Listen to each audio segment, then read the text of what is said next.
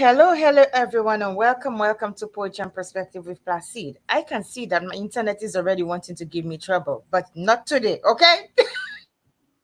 So, listen, guys, welcome to Poetry and Perspective with Placide Global Link. I am your kind hostess, Cindy Placide, and with me today, I have Jermila Sealys.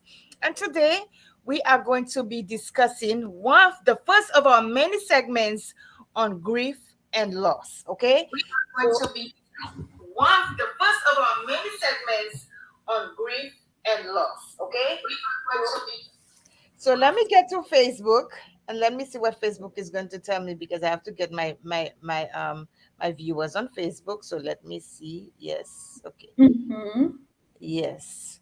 So guys, listen, Jamila, please, if you don't mind, introducing yourself. Introduce myself. Yes. Okay.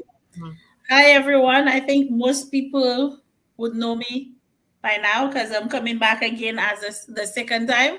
The last time I was on scene, the show was come down to my book launch in St. Lucia. So my name is Jermila Sealys. I am a grief support coach. I'm a nurse by profession and a military veteran.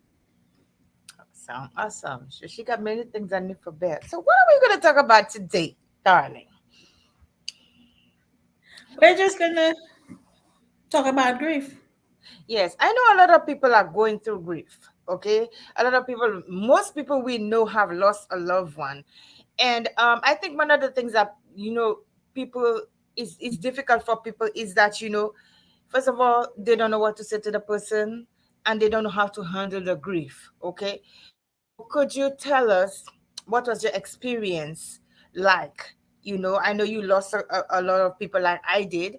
So tell us what your experience was like and what moved the needle for you. What my experience was like and what moves it, what made the shift into going down that route into wanting to be a grief support coach is really that I have experienced it, but I can never tell you I really know what you're going through as a grief coach. I can sympathize with you, but I cannot walk in your shoes. Grief is a very um, painful, mentally, physically, and spiritually. I think when people look at grief, we don't look at grief in the sense that it can also be a mental challenge. And the people that are around us who are grieving, they are grieving silently. Like myself, I used to grieve silently and I was still available physically to do my job as a nurse. I had to be there. Like in 2020, I had to be wrapping dead bodies for the morgue whilst I'm preparing myself emotionally, physically, and even spiritually to be able to be in St. Lucia with my family and to lay my mom to rest. So that was a very challenging time for me. I was slipping into depression and I didn't realize it because I was always smiling, I always going to work, I ignored myself, I ignore my emotions, I ignore my feelings. And the reason I believe I was ignoring my feelings, Cindy, was because people always turn around and say they admire your strength and you are so strong, you need to continue being strong. It's like they're telling you you have to continue putting on the show instead of showing up and letting people know that I'm hurting, I'm not there physically. I disappeared. Most of the time I feel like I was invisible because people was only seeing the physique that's in front of them and not what really was going on with me inside. Grief was slowly eating me away, per se. And I know a lot of people are going through that at the moment. Yeah, and I can totally relate to that because you hear a lot of people say that people don't understand what they're going through. They don't understand, how difficult it is. And like you said, people you will not understand. You can relate to them, but you never know exactly how they are feeling because your loss, their loss is not yours as much as you sympathize with them. Because as we have people in our circle where we grew up with, like your mom and my mom, you understand? We have Yeah. different experiences. We have different experiences. We have different things that we went through. It's not like it's not the same identical thing. So the feelings are going to be different. The way we process is going to be different. And people need to, a lot of people need to understand too that the process of grieving somebody is not identical to one person, to people. We process it differently. We go through different emotions at different points in time. And I have come to appreciate that, sometimes, like you said, we mask those feelings, we mask it. We feel like, we have to put up a show, put up a facade, and we have to smile to everybody. I'm okay, I'm okay, I'm doing all right, but deep down inside, we don't feel like we're being heard, and we don't feel like we being seen. We invisible, like you said. Yeah, we're always invisible. And I think when COVID came along, it was a very good way of hiding our mask because you couldn't see that Mm-hmm. face.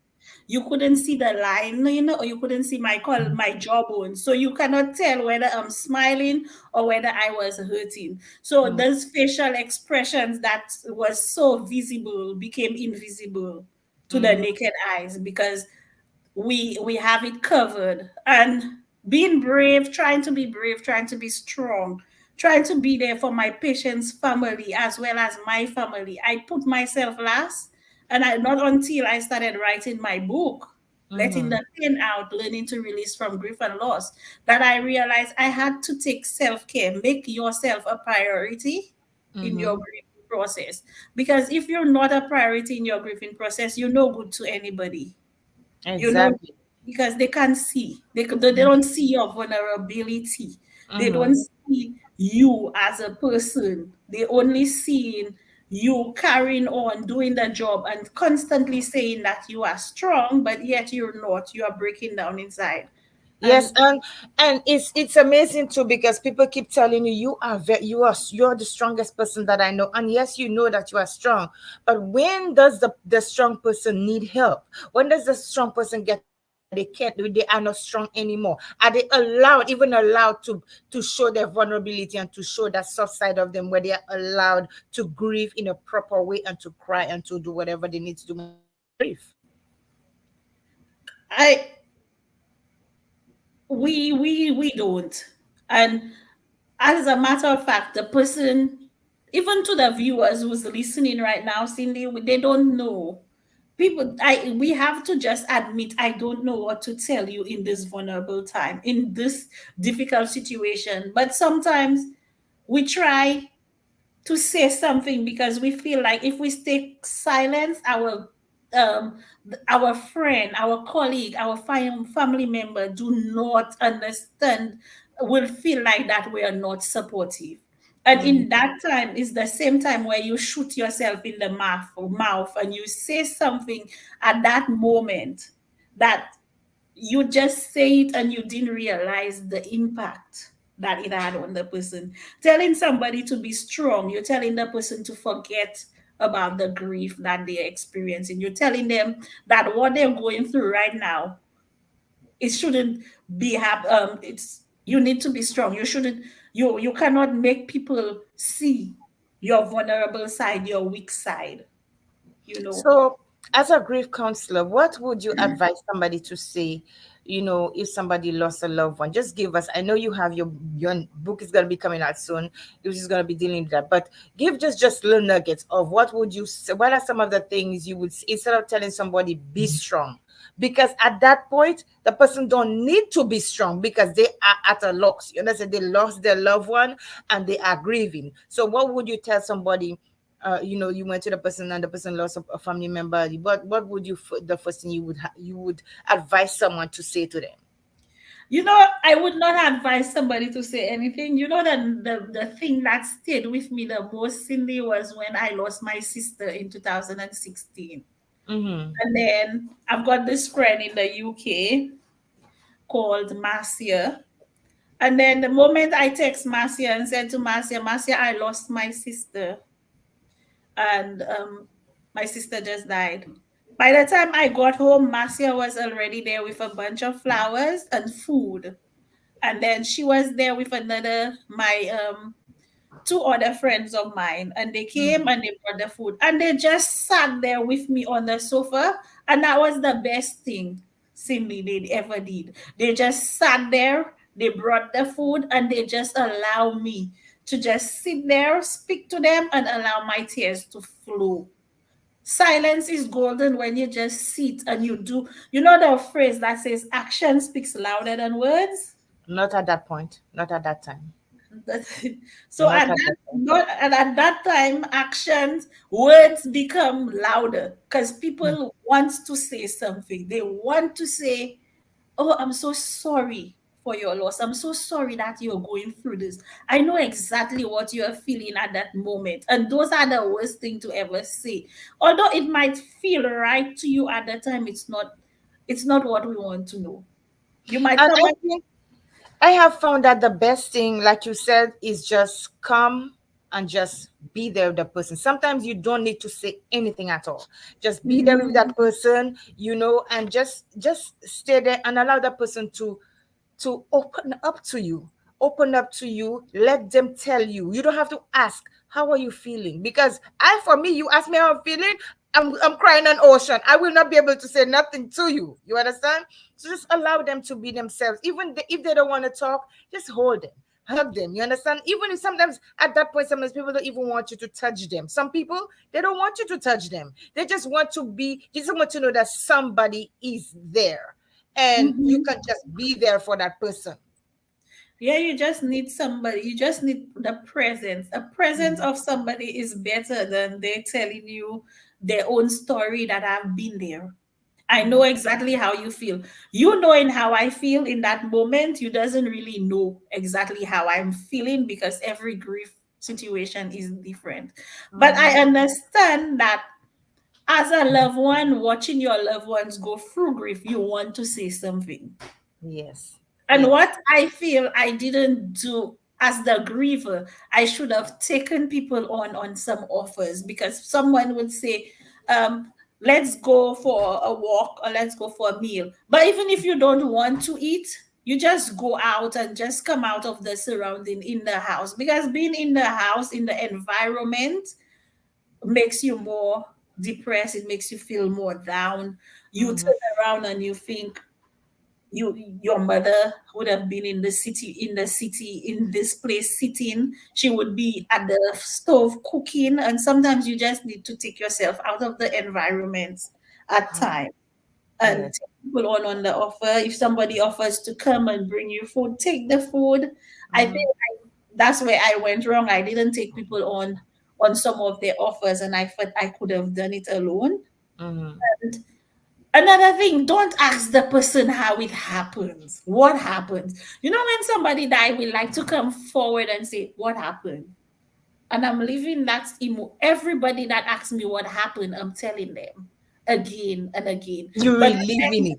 yes, and remember, at that same time, I am struggling to make sense of what happened What myself happened? because I'm still Yes. in denial. I'm angry. I'm still upset at other people, and then you come in and ask me to relieve this again and again and again. And we don't check up on our friends, our strong friends after the funeral. When the burial is done and everything is over, nobody check on you again. Mhm. And as friends, now is the time to come and talk to the person, ask them, how are you feeling, what's going on, how. Maybe they won't answer you, but just leave them. Just Mhm. show up, just be there and sit with Mhm. them. Because even at that time, that's when it is the worst moment, is when Mhm. you put the dirt on it, you shut that coffin, you cannot see that face again. Mhm. That's when the moment hits you the most, that, oh, I'm not gonna see mommy again, and the reality strike that my sister is not going to be here. Mm. Let me say hello to some of our viewers. Okay, we have Yes. Jeanette Fontinel watching. So good evening to all our viewers. We have Glenda Hyacinth watching. We have Access Eden watching. Valen and Cathy Love. Okay, so we have a few people over here watching. Welcome to Poetry and Perspective with Placide. Tonight we're talking about with Jermila Sealys. She's a grief counselor. She's an author. She's also a nurse, and we also have Giselle Pascord. We that's your daughter, I think. I'm not sure. Oh Giselle. no, that's one of my sisters from our speaker mentorship course Okay. with Dr. Collins. Okay, so Yeah. yeah, we have her watching. Sounds like your Giselle. Yeah, I don't know why I thought it was your daughter. But good night to good evening to everyone who is on here. Thank you so much for joining us. We're speaking to Jermila. She has faced a lot of loss, and she has out of that loss, she wrote a book, letting the pain out. And it is important for us to let the pain out when we are grieving. It is important for us to be able to express ourselves, for us to be able to cry and to have healthy healing. And I know when my daughter passed away, I was going to the hospital every single day for 2 months. She never got to come home, and I was going to the hospital every single day, twice a day for 2 months, because I had a C-section and I had a 5-year old who um who was who has autism, and I needed to take care of him. But I was making it a priority for him to go to the hospital.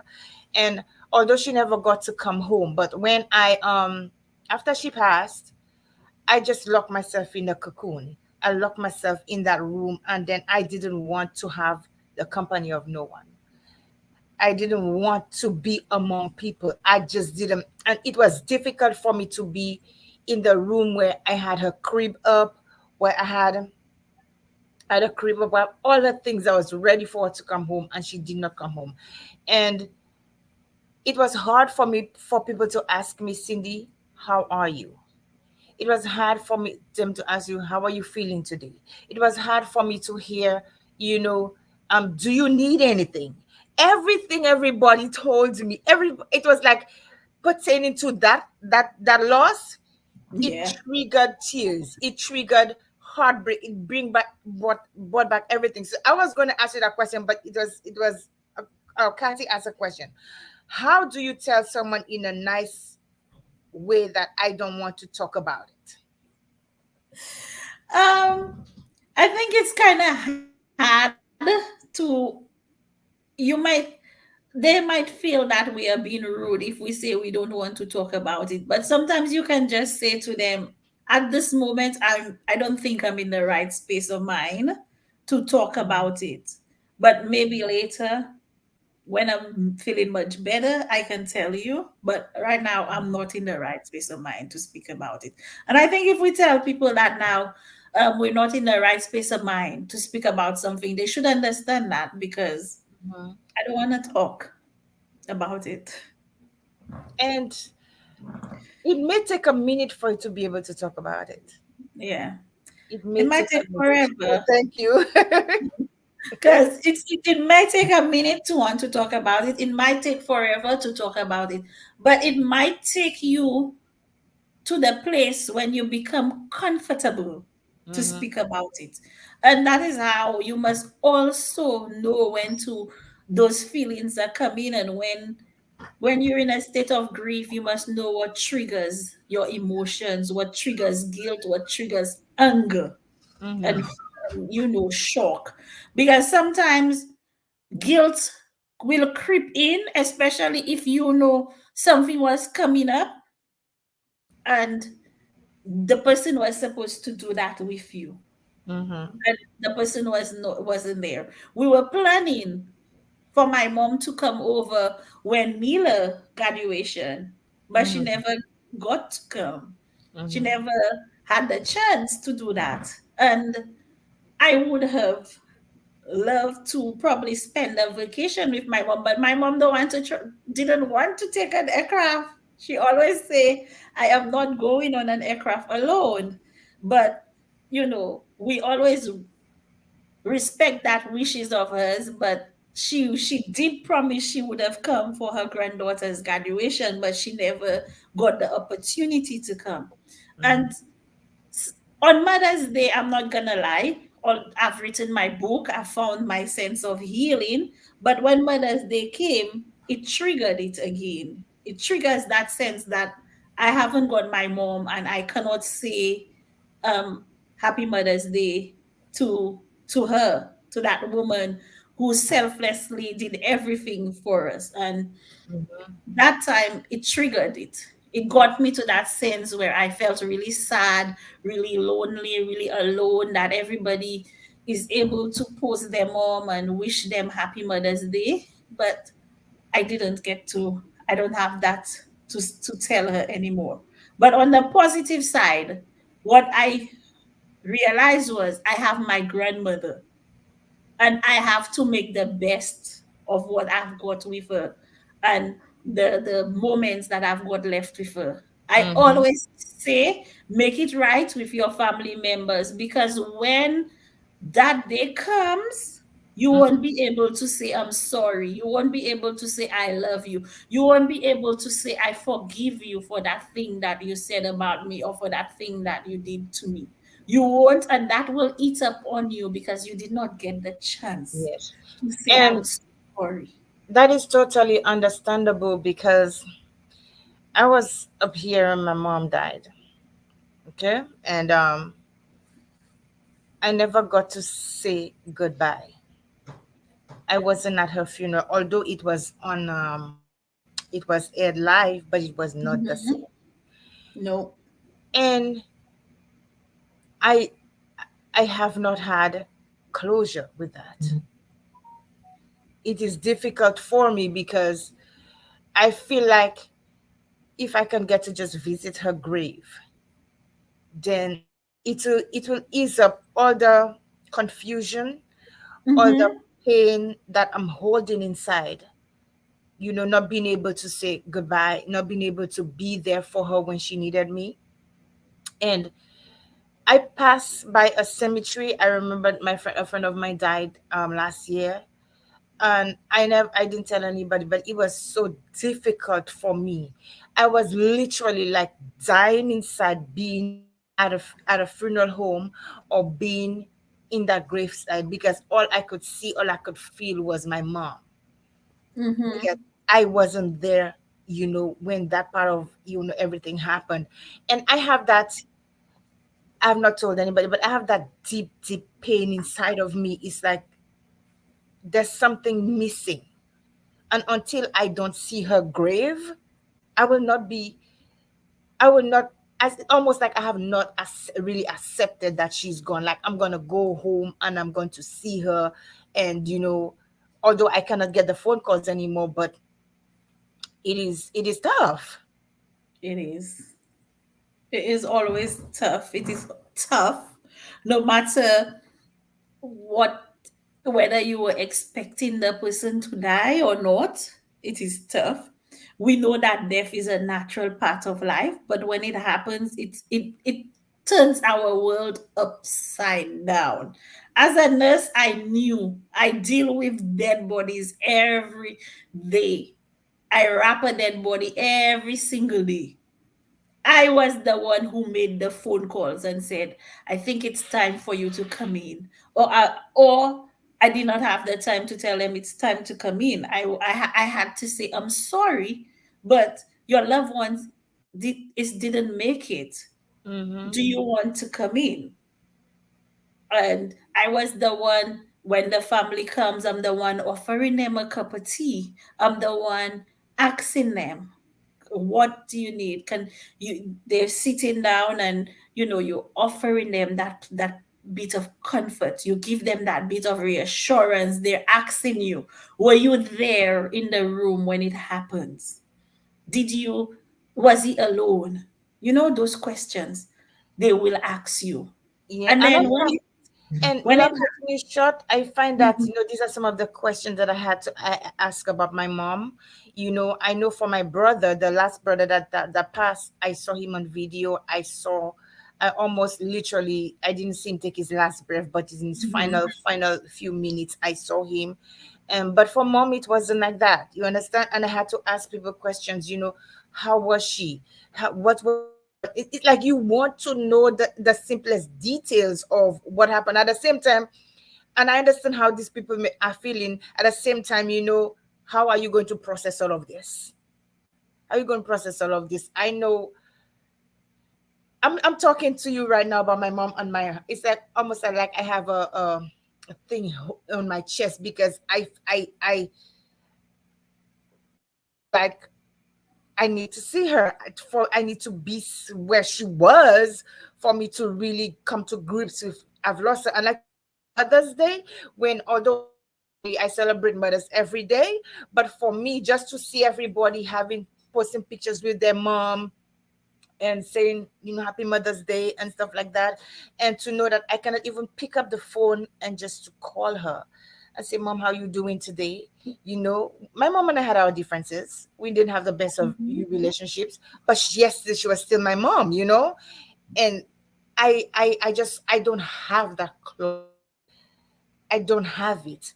And I think about her every day. I want to know the last moments. What did she say? How did she? It's just so many questions you have about that person's last moments.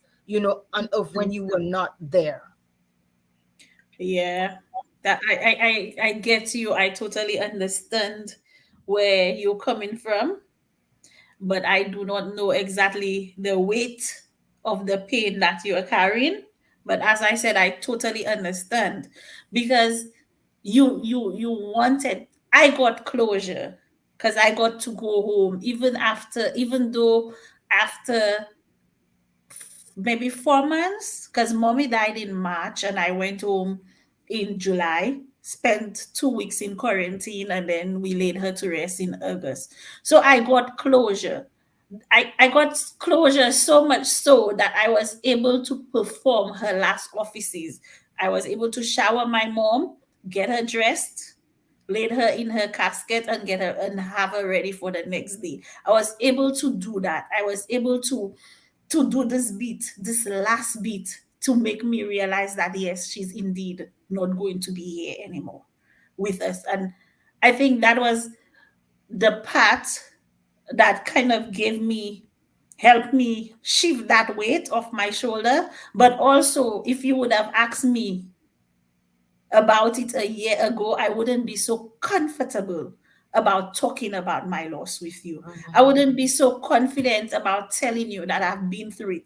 They both died suddenly. Both my mom and my sister died suddenly. And both times I received the phone call to see that they've passed and I was never there.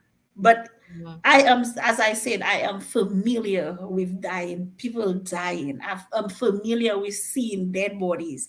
I'm familiar with wrapping them, preparing them, washing them, and get them ready and make them look presentable for their family to come. I know the signs, but I wasn't there. I didn't see the sign. And that was the thing that was eating me inside because I was not present to see what happened, what she needed, what mhm, was wrong. I know death is coming. It's gonna come at any times. We do not know when it's coming.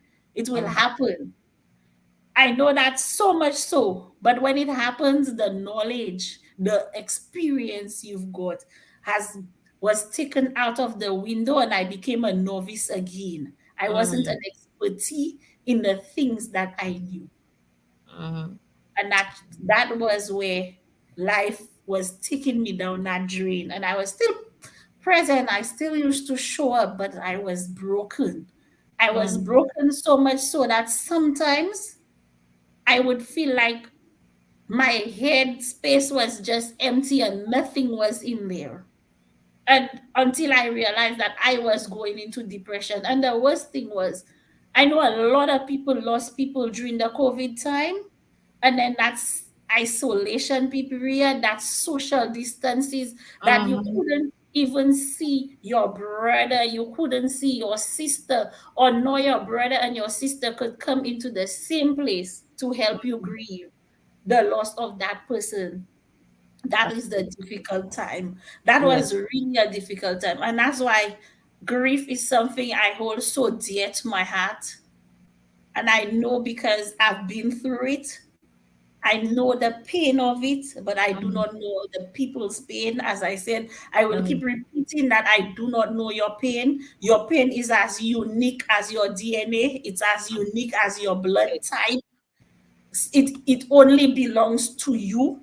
And Mm-hmm. all I can do is just support you, give you that safe space where you can talk about it. And I cannot give you my experience. I can only tell you what I've been through when I was there, and how I was losing myself. I was neglecting myself. I was even neglecting my own family who was around me. And to be honest, when you have children around you, allow the children to be children, allow them to grieve. Yes. They know something is wrong, and Mm-hmm. the worst thing is to try and hide it from them Yes. and make Yes. them believe that they are not experiencing what they are going through. Because if it's so much tougher on us, we have to realize that the small child among us, those babies, those little children around us, they are hurting as well. And they will try and get the attention else another way. They will Yes. play Yes. up, they will act up. My was doing it. She was acting up, she was playing up, she's lying, she's making up a story. And Mm-hmm.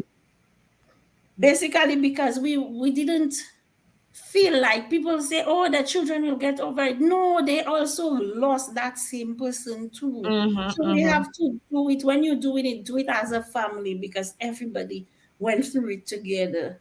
Yeah, and to add to your point, Jamila, to add to your point, you know, my Noah is autistic, right? And then Yes. so he's not able to verbalize how he feels. But two experiences we had when my sister died. Sorry, when his Mhm. sister died, my daughter died, right? Yes. He was misbehaving more than the usual. And I could not put my finger on it. So I took him to a psychologist. I said, these are some of the these are some of the behaviors that he's exhibiting.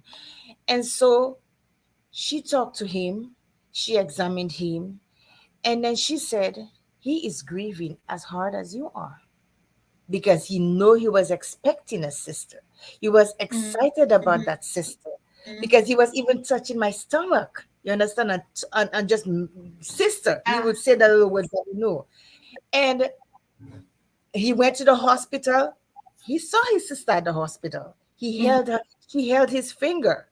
She talked to him. He was able to touch her, and he was expecting her to come home, but then she never did. And the last thing he knew was that we were in this space. I mean, I could not explain to him at that time what death was. I didn't know with his condition how to explain it to him.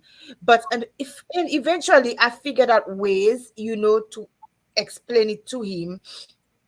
And then he now, when my friend passed in November, Mm-hmm. that was his buddy. You understand? That was his Yeah. buddy. And so he would call out her name and he would tell me she died. And he would come to me and say, she's gone. Now he's in the kitchen now. I'm trying to just, because he would, Yeah. yeah. And so he would say stuff like, she's gone, she's not there anymore. He would just like start saying things, and calling out her name. And sometimes he would just look at me with that utter sad face, and he literally say, she died. And so it is important for us to give these children, no matter whether they have disabilities or not, it is important for us to explain, make them give that understanding of what is really happening, because the grief can, like you said, can cause them to go wayward. And then we may think that they not understand, but if we take the time out for us to explain things to them, even if, like with him, I had to show him somebody who's leaving, and I had to show him a hole where they put in somebody in.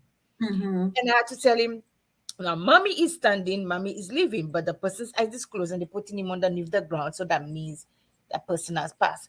And it took me a couple of, I'm telling you, it took me a couple of lessons to be able to help him understand that part of it, because he Yeah. could not understand how somebody was there and then they're not there anymore and then they don't.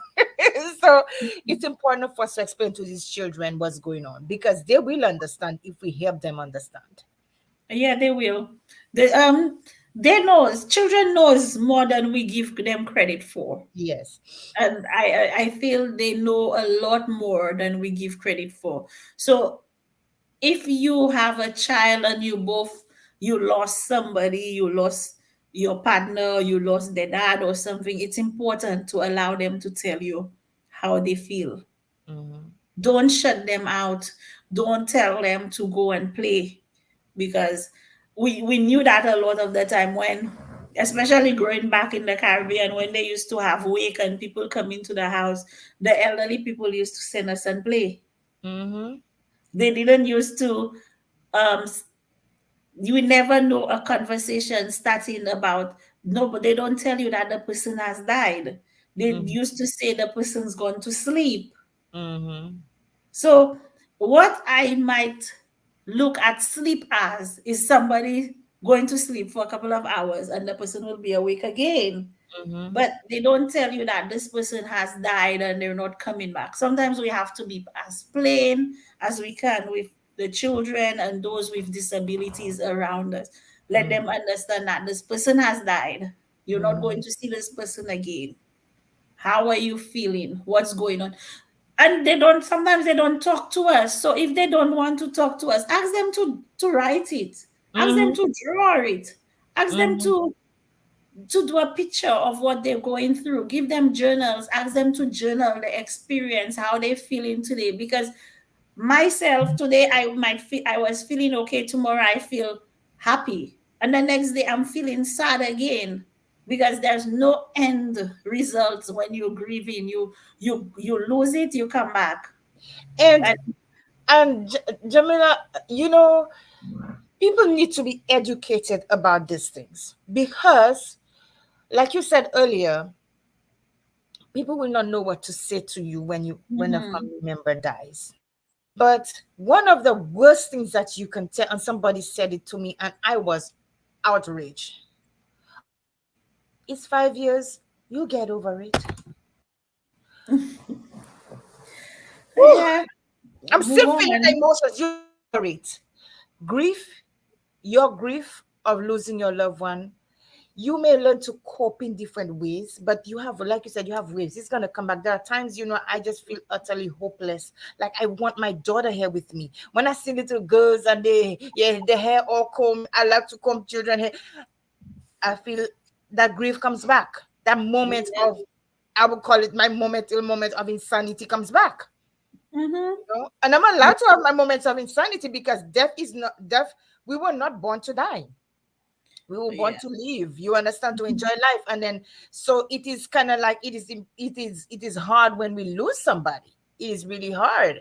And for us to say the wrong things to somebody, and I know a lot of people say things because, like you said, they want to make to help that person feel better, and they don't know what to say.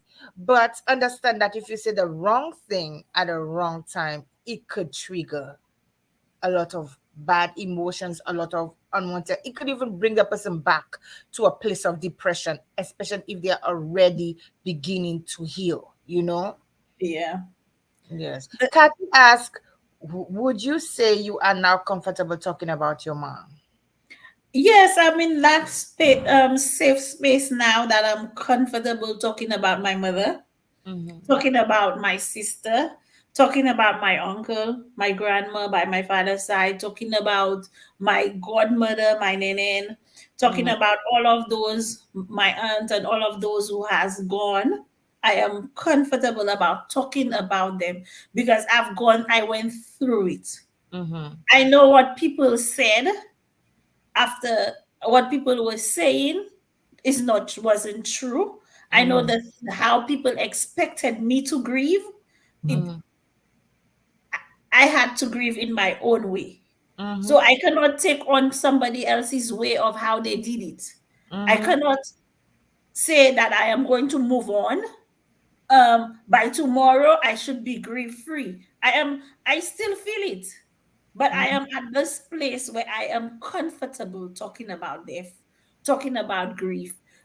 I think right now we should be able to, in society, we go to school and people speak about everything else. They Mm-hmm. speak about the weather. I would meet somebody on the bus and they'll talk about the weather. I'll meet somebody um, at work and they'll speak about the vacation. I'll meet somebody in the street and they will tell you, "Oh, I've got a grandson coming." But nobody is comfortable and say, "Oh, today this person died. I'm here because I've lost somebody." And And people in society didn't give us that opportunity and that platform where you can meet Cindy and say, "Cindy, I'm not feeling well because today I'm struggling because I lost my mom. I'm struggling and I do not know what to do." Because they didn't make it okay. It's a taboo topic. It's a subject that is closed. yeah, and it is important that we are able to talk about these things, because look at how you wrote your book and it was able to give you a sense of, comfortability. I wrote my book and it was able to help me to open up, to be able to help other people. If we do not open up and we keep bottling these things, I want people to understand that grief is a part of mental illness, it's a part of your mental health. You understand? Because if you cannot function properly, if you keep holding on to, if you keep, like, just bottling everything inside, it literally is going to have an effect on your mental health.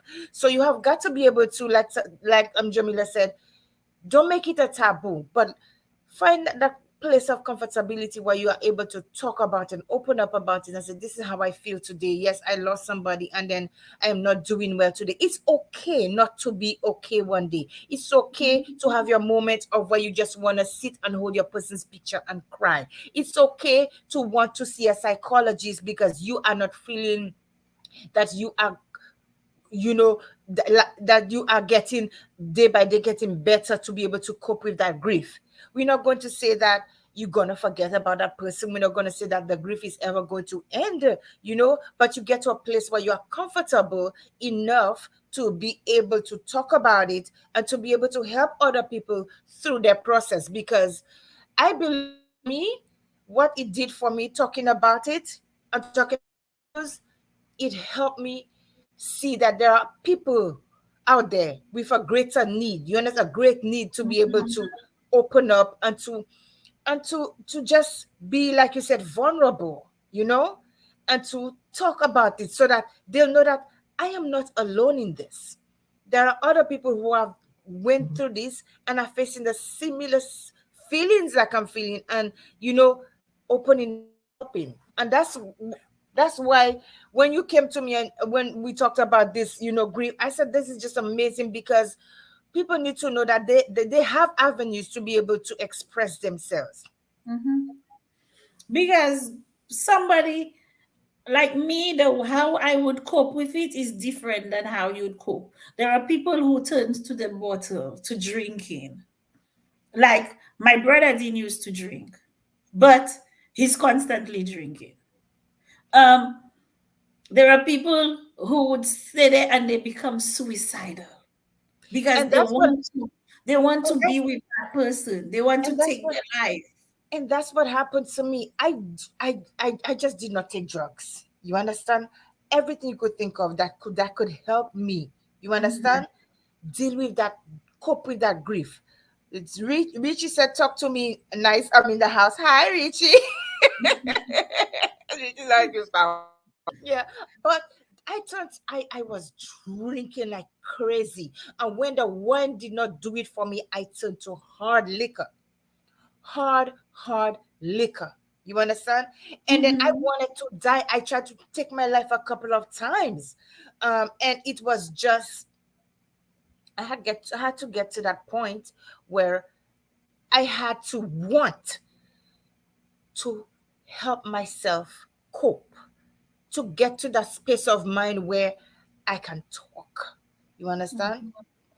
So Antonia Johnson said, "Grief has many faces. Loss through death or loss through desertion or theft is serious. You definitely need an outlet. Vulnerability is therapeutic. If you are sharing these persons with, if you are sharing, if the person you're sharing with is not gossip and add to your hurt." And that is so true. You need to have a safe space to be able to speak about it, because you don't need to add on to that grief. You understand? Because Yeah. if somebody opens up to you and tells you about their issues, you understand what they're feeling, You don't have to go and tell every Tom, Dick, and Harry, oh, you see that one over there. You understand what I'm saying? You have to be able Mm-hmm. to be, and the word I'm trying to use, you have to be able to be a source of inspiration and help for that person, to help that person heal and not break them down even more, you know? Yeah. Claudia Alcid said hi. Hi. You know that person? No, maybe because I know so many people, and then Claudia. I don't know who I'm speaking to there. by the face, or but maybe, you know. Claudia Acid. I'll have to look to see who that person is. Probably that's my cousin and I don't even know my I don't have my glasses, people. I just listen, I chose not to put the glasses because the glare the glasses giving on the computer, it is driving me crazy. So I'm squinting. Yeah. So, and also to say, Cindy, you need to find that person that you trust. Mm-hmm. And I'm saying this to say that I during the time I was experiencing my loss in my family, Mm-hmm.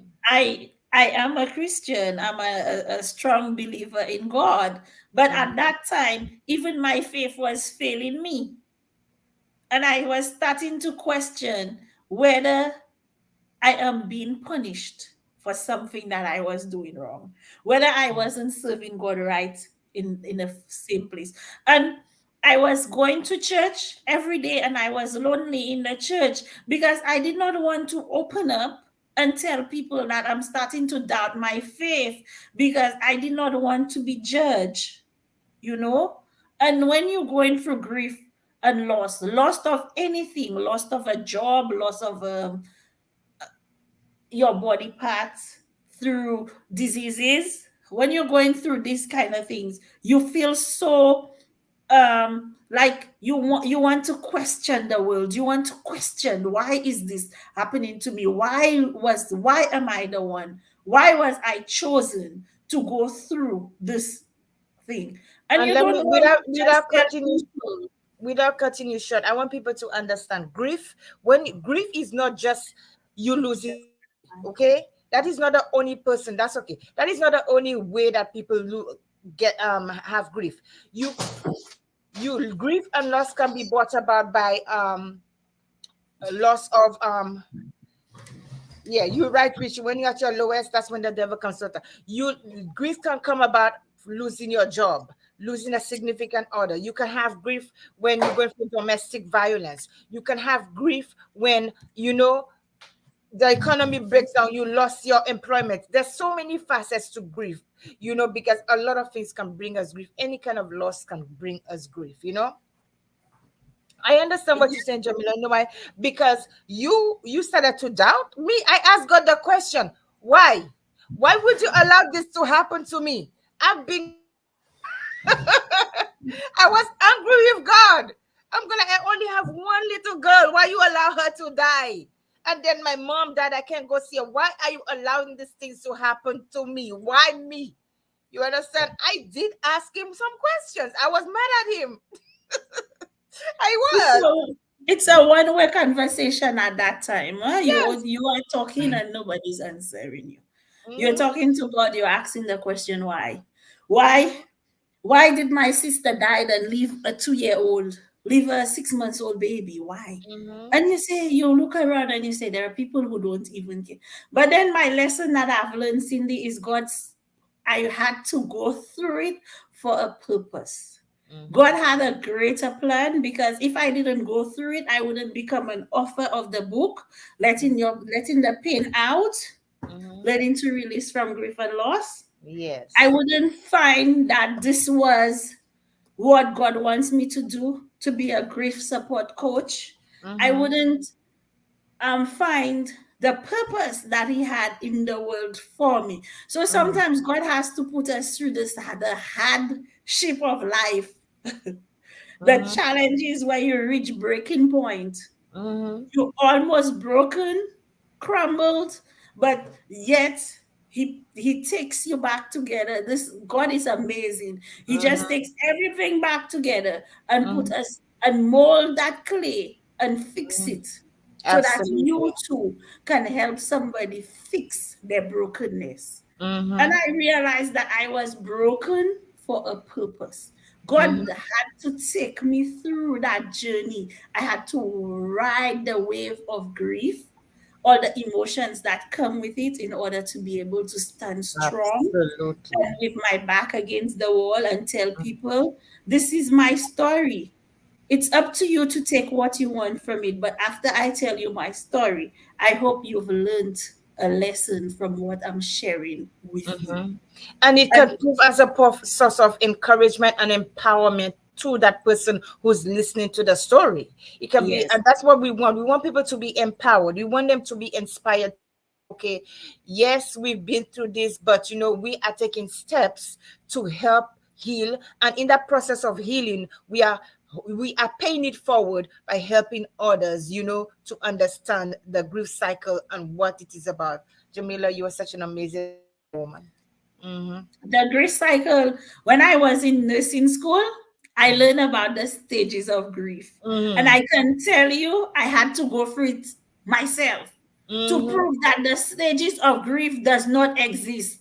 It doesn't go in the order that the No, book it says. does not. It does It not. does not go into that order. When you No. get to acceptance, you get to acceptance and you come back again to denial. Yes. And I Yes. had to understand all this time this is wrong because I accepted, but I'm still in denial because now I've seen them lower that body into the grave. But yet I'm still in denial. I Mm-hmm. still do not believe that she's gone. I am And hoping that when I go home after we leave the cemetery and I wake up in the morning, my mother would be in the house and my sister would be in the house. and that's exactly what my psychologist was saying to me. She said to me, the grief cycle is not like like this. It comes different waves. You understand? One time you feel that way, you may go back to where exactly what you're saying. You go back to the denial, then you go back to blaming yourself, then you go back to a point where you up there, and then you go all like it's a melee, like you have a string and it's all around the place. That's how it is. You understand? And you just have to learn to cope. Learn to cope with it as it comes.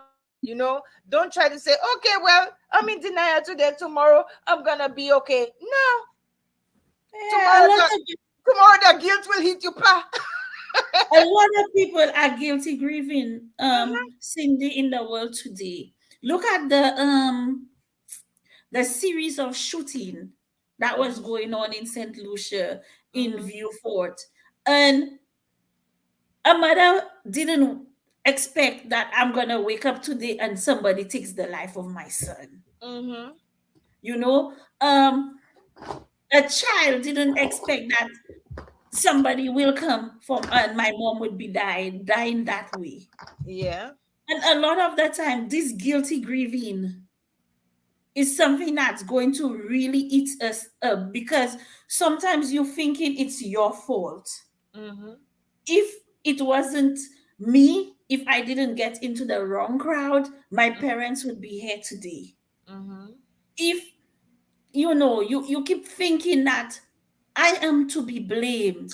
I am blaming myself because I felt I wasn't in St. Lucia. I'm here as a nurse and I'm mhm, taking care of everybody, and I wasn't there to take care of my mother.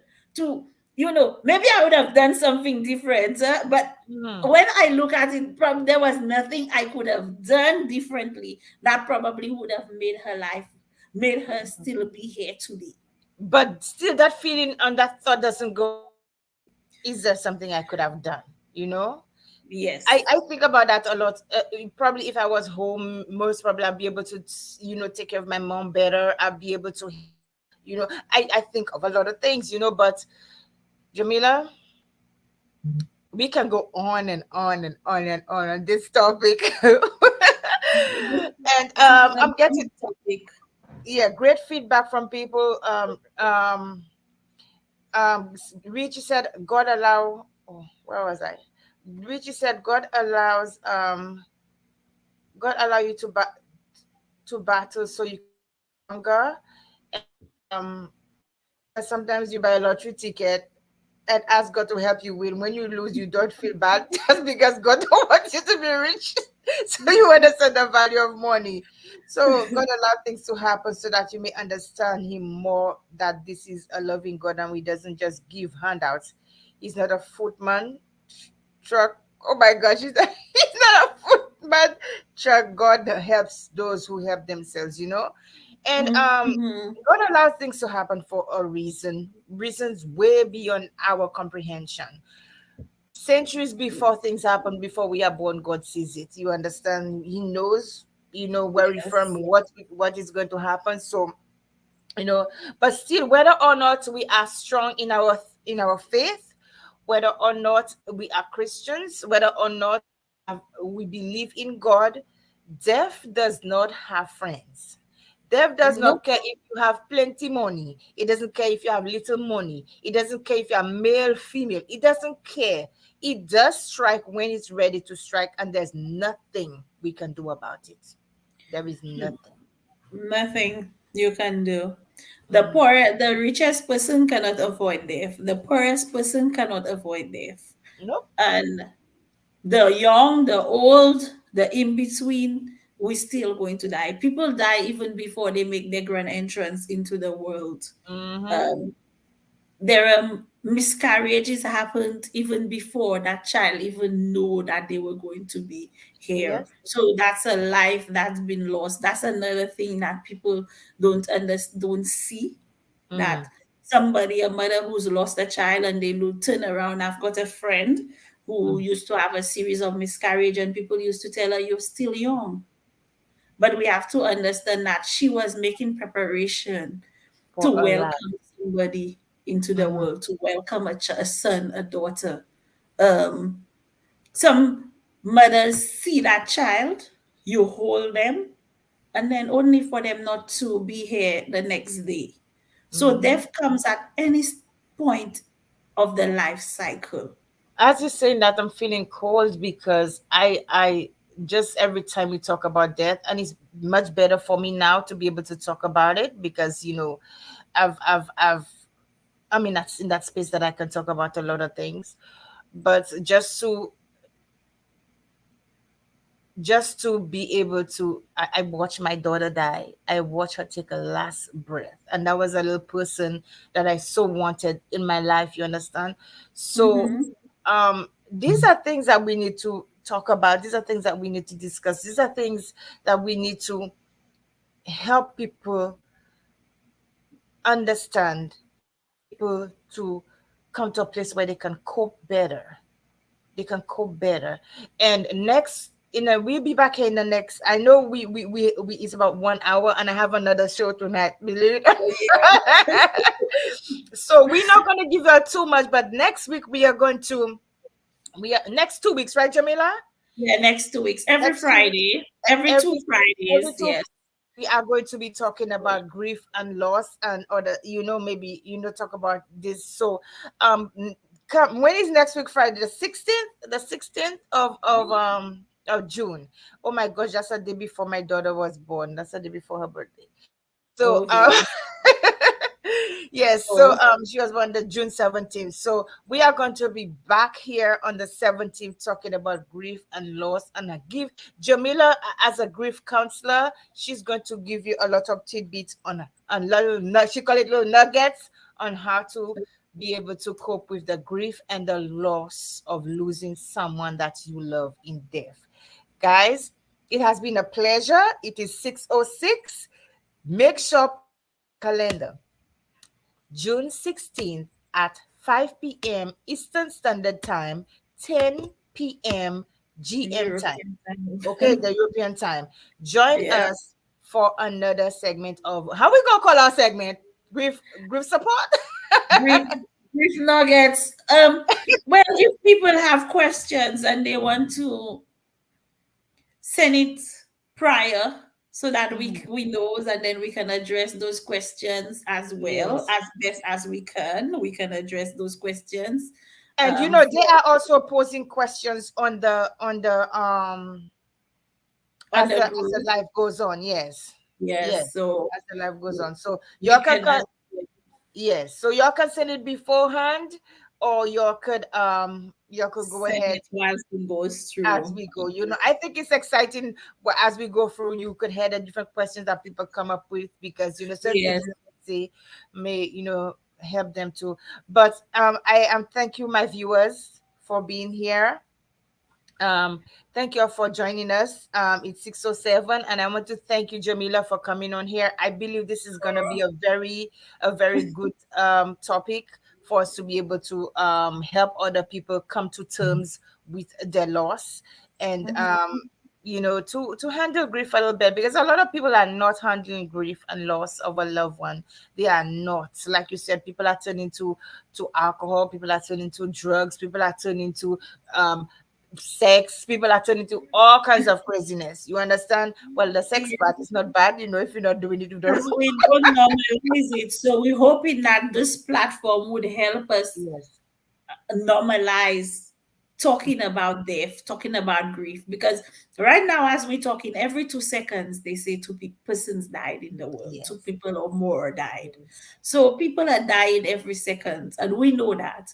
But when it happens to us, it's very difficult. So what I'm just going to leave with the viewers is that never compare your grief to anybody else. Never expect that there is an end stage of grief, and your grief is as unique as your blood count. It's as unique as your DNA. It's only you can tell exactly what you are going through.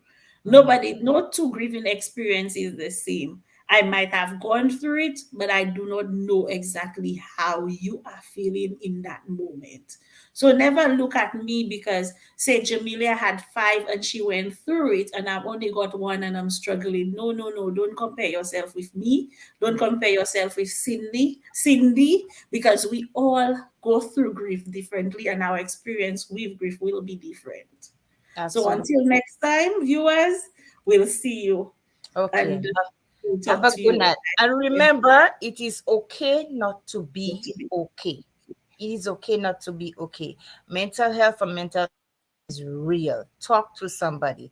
Um, Giselle Prescott, she gave her a clap, and then Antonia said, "Thanks to the hostess for sharing your wisdom and encouragement. Thank you so much. Appreciate you."